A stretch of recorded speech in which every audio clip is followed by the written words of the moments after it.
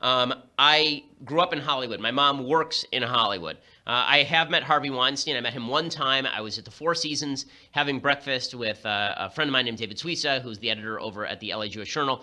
And David introduced me to Harvey Weinstein. Weinstein was a jerk, but he did not sexually harass me, which apparently makes me the only person in a 300-mile radius he did not sexually harass. For what that is worth. In any case, Weinstein now, obviously, they're saying there are hundreds of cases in which he sexually assaulted, harassed, or raped people. So that is shocking, but not surprising. The reason I say it's shocking, but not surprising, is that this has long been a part of Hollywood culture. To pretend otherwise is just foolish. And unlike in, for example, the Catholic Church, which is against these things, this has always been a long, if not celebrated, then winked at, nodded at, grinned at, laughed at part of Hollywood culture. It has been. The casting couch has been part of Hollywood culture since the very beginning. And to pretend otherwise is just to let Hollywood off the hook for a certain perspective on human sexuality that is seriously perverse and leads to really dire consequences. The reason the left wants to ignore this, of course, is because the Hollywood view of human sexuality that allowed for this sort of misbehavior and evil to accrue and occur for literally decades on end is something that the left sort of holds in high regard, and that is the transactional nature of sex. So let's talk a little bit about the casting couch for just a second. So first of all, here's a little bit of Hollywood history. It was built on sexual peccadillos, and in particular on the casting couch. Here is a long list of people who are involved in using the so-called casting couch. For those who don't know the phrase, casting couch means that there's a director, he has to cast a part in his film, and so he'll go to a hot starlet or upcoming starlet who has ambitions and say to her, you want a shot at this role, you want a screen test, darling, get down on that couch, right? That's what the casting couch meant. Okay, here are some of the people who engaged in it. Louis B. Mayer, right, the founder of MGM. Apparently, he sexually assaulted teenage Judy Garland. There are stories about him with Judy Garland on his lap when she was 16 years old and him fondling her breasts. Okay, so this goes back a long time. Arthur Freed, legendary producer, allegedly exposed himself to Shirley Temple when she was 11 years old. She wrote that in her memoir. Harry Cohn, a guy so hated in Hollywood that there was an old joke that used to go around about Harry Cohn that his funeral would be the most well-attended event in the history of Hollywood because everyone wanted to make sure he was dead. But Harry Cohn had a long history of sexual abuse, apparently. Daryl Zanuck reportedly solicited prospective starlets on a routine basis. Howard Hughes not only slept with starlets consensually, but apparently had a casting couch himself. And this was a running joke in Hollywood for years. Okay, it's part of the movies. All About Eve won Best Picture in 1950. It's a terrific film. I've recommended it here on the actual show. This joke involves Marilyn Monroe. So you're going to see here a very, very young Marilyn Monroe. This is one of Marilyn Monroe's first screen roles in which she had a speaking role anyway. And she plays an up-and-coming woman who's attempting to break into the theater. She has a bit part. George Sanders is playing a theater critic named Addison DeWitt, and he's been squiring Monroe's character around. Basically, she's sleeping with him so that he will squire her around town, and then he passes her off to the producers, right? The way that he's going to pass her off to the producers is have her essentially used as a sexual object by the producers in order to solicit the part. This is an open part of the film, right? I mean, this is part of the joke. Here it is from the film. Then you two must have a long talk. I'm afraid Mr. DeWitt would find me boring before too long. You won't bore him, honey. You won't even get a chance to talk. Claudia, come here. You see that man? That's Max Fabian, the producer. Now go and do yourself some good. Why do they always look like unhappy rabbits? Because that's what they are. Now go and make him happy. All I want is a drink. Leave it to me. I'll get you one. Thank you, Mr. Fabian. Well done. I can see your career rising in the East like the sun. Okay, and then she ends up getting an audition, but not getting the part. And then she asks Addison DeWitt for his advice. He says, "Go try the same thing in Hollywood."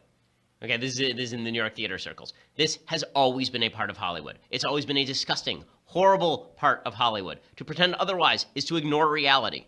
Okay, Harvey Weinstein is the worst example of what happens in Hollywood, but it is ridiculous to suggest he's the only example of this happening in Hollywood. Okay, there are a number of starlets who have talked about this over time. I'm talking about virtually all of the major ones have talked about. Joan Collins talked about. Marilyn Monroe described the town as being, she said that this is from her autobiography. She said producers treated Hollywood, quote, like an overcrowded brothel. Okay, a movie that many more people have seen than All About Eve, although All About Eve is a great movie. The Godfather, this is part of the plot. Don't you remember in The Godfather? Right, Jack Woltz, you remember the guy who ends up with the horse head in his bed? Do you remember the conversation that leads to the horse head in his bed in The Godfather?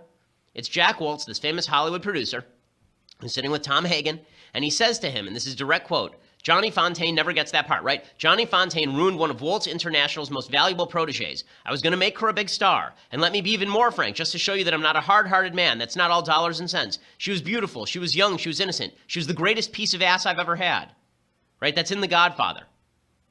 Everyone knew in Hollywood about this for decades. It's still going on in Hollywood right now. It's still going on in Hollywood right now. Okay, power means that power combined with transactional sex leads to sexual abuse. Okay, power plus transactional sex leads to sexual abuse. Not just for women who are openly raped and their consent violated, but for women who are essentially forced into the position of having to sleep with guys they don't want to sleep with in order to make their way to the top. That system has been in place for 100 years in Hollywood, and that's not a justification for the system, folks. This is me ripping on Hollywood's morality. This is me ripping on the transactional nature of sex and beauty in Hollywood. This has been true forever. Famous actresses, like Ellen Barkin, she comes out and she says that Harvey Weinstein's evil, that everyone knew about them for years. But rich, famous actors and actresses said nothing. Okay, where were you? Once you became rich and famous, wasn't it incumbent on you to out these people? If you actually want to change the system, you can't wait till Harvey Weinstein gets out and then you tell your horror story about Harvey Weinstein. Okay, you want to talk about hollow bravery? To me, that's hollow bravery. Because now Harvey Weinstein's already outed. You want actual bravery? Tell us who the bad guys are so that we can root them out. If you want to change the system, you have to get rid of the bad guys. And the only people who are capable of making that move are people who are already the stars. They're the people who are already the stars. Because if you're up and coming, if you're 18, you're trying to get a job in Hollywood, you're trying to make your way, it's sort of like the deal that a lot of baseball players made with steroids in the early 2000s, right? You can either languish in AAA or you can take the steroids and go for the millions of dollars. Is that an immoral decision? Yeah, it's an immoral decision. Is it an understandable one? It's also an understandable decision. The same thing happens to be true with a lot of these young Hollywood actresses and actors who come to Hollywood looking for a career, and the difference between them being Tom Hanks and them being a guy working at the Coffee Bean is what they're willing to do in a bedroom with a producer. The only way that that system gets broken is if the people who are already stars dedicate themselves to rooting this out, and that means naming names, because bad people will continue to do bad things so long as they have these jobs. Names have to be named. And back to the transactional sex point. Again, men in power have always used sex for transactional purposes, and this doesn't just exist in Hollywood. This has existed in public schools, it exists in churches and synagogues, it exists in politics. Obviously, Bill Clinton comes to mind, right? This is what Bill Clinton did to Kathleen Willey. All of this it has been happening for years, but it only stops when the public shows that they are not willing to accept the transactional nature of sex, that sex means more than just, I'm trading sex for a part. I'm trading sex for a role. I'm trading sex with power, for power. There is a value to sex beyond the ever-present physical stimulus. It is more than just shaking hands. So long as society treats sex that way, it's going to be very difficult to curb these impulses. It's going to make it harder to curb these impulses. Either sex means something or it doesn't. If sex is just a handshake, well then a handshake can close a business deal. But if sex is more than that, then we ought to look askance at the casting couch, even if the women are consenting to be on it. Because that sort of consent is not real consent, in my view. That sort of consent is a power relationship. You know, this is where I'm more feminist than a lot of people on both the right and the left. That sort of power relationship is an exploitation of women. And society needs to disapprove of this. Can it be done? Sure, society did in the past. In fact, society so disapproved of the Hollywood treatment of sex in the 1920s that the Catholic Legion of Decency led a boycott against Hollywood, and that boycott led Hollywood to actually reflect the values of the time in its own films. They had a voluntary thing called the Hays Code. The Hays Code existed from the 1930s to the 1960s, and that's why you have all of these movies where every kiss is closed mouth, where there are no sex scenes. Why, from the 1930s to the 1960s, you don't see people in bed together, why men and women sleep in separate beds. All of that is a reflection of the Hays Code. Did the Hays Code go too far in some ways? Yeah, I think it did. But was it a reflection of the fact that the American people were not willing to go along with Hollywood's view of sex? Yes. And the American people have to not be willing to go along with that view of sex, and they have to extend a more sanctified view of sex into their own lives as well.